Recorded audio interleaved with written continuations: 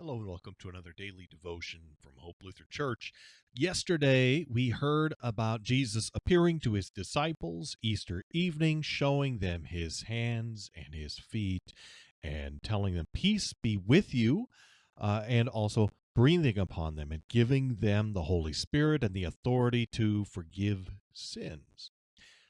Today, we're going to pick up where we left off with John chapter 20, beginning at verse 24. Now Thomas, one of the 12, called the twin, was not with them when Jesus came.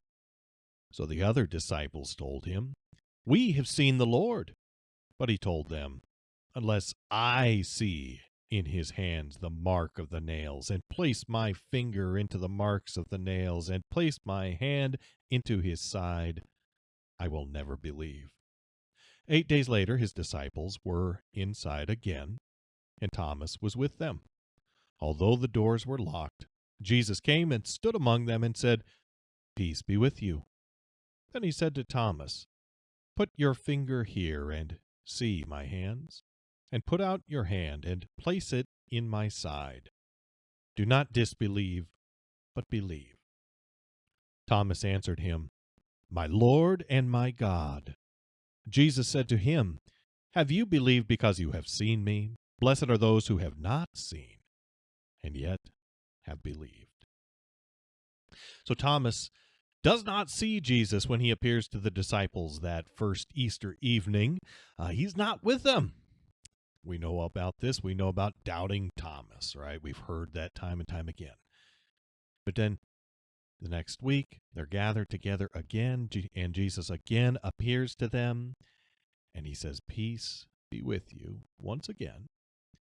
He doesn't exclude Thomas from that either, but he does show himself to be alive for Thomas. But then Jesus teaches, "Blessed are you who, or are those who believe even though they haven't seen." Right? Thomas, you believe because you've seen, but blessed are those who have not seen and yet believe. Well, that would have to be us, because we do not have the opportunity to see in the same way the disciples did that Jesus is risen. We have to go by the testimony of those who did see. Now, this is good testimony because this is not the testimony of one or two people, but this is the testimony of hundreds of people. Over 500 saw him at one time after his resurrection. We hear about in 1 Corinthians chapter 11.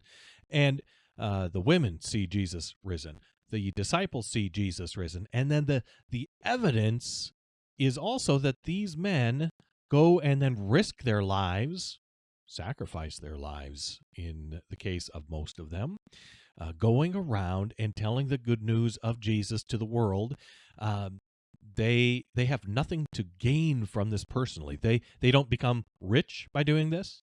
They don't become more popular by doing this. They risk everything in order to make the message of Jesus known to the world, and they lose prestige. They lose wealth in so doing. Why in the world would somebody start a false religion in order to make themselves poorer and less respected?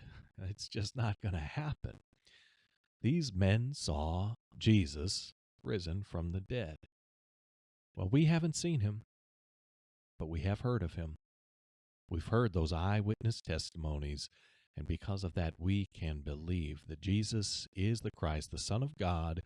We can say, along with Thomas, "My Lord and my God." That's it for today. God's blessings, and I look forward to sharing more of God's message with you again tomorrow.